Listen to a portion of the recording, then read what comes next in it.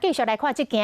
讲有对这个两岸的事务真了解的官员提出着看法，讲中国的领导人习近平伫今年中国共产党第20届全国代表大会开了后，为着要来转移内部的压力，真有可能会出兵攻占咱的外岛金门马祖。国防部长邱国正回应讲，即摆国军的战术训练，就是为着要来预防这种的状况。随着乌克兰甲俄罗斯的战争走向着长期化，有日本的媒体来报讲，这可能会互中国重新来评估着武力侵犯台湾的方式。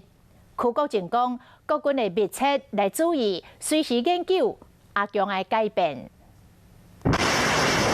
乌克兰俄罗斯战争拍了2个月，日本经济新闻报道，随着俄罗斯军事成果有限，中国嘛要重新评估武力犯台剧本。俄乌战争给我们各国都带来启示，包含我们和敌方也不例外。所以这里我们要持续在密切注意，都有很好的一个学习的一个机会。对，我们也把握这机会。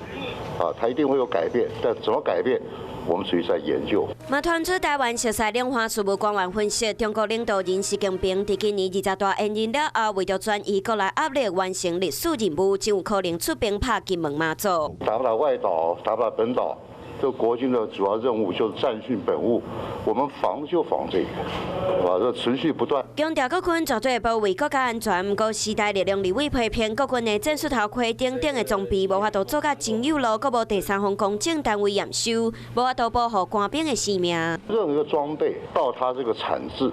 到获得，那么多年来有这么多监控的单位，国军怎么能够把它给轻忽掉？所以我们在这个产制当中，要经过什么测评，都按照国际的标准的。国防部长全军绝对真重视士官兵的安全，嘛讲陆战和作战部队会继续收集整理基层拄到的问题，若无该部分国军嘛会更加强。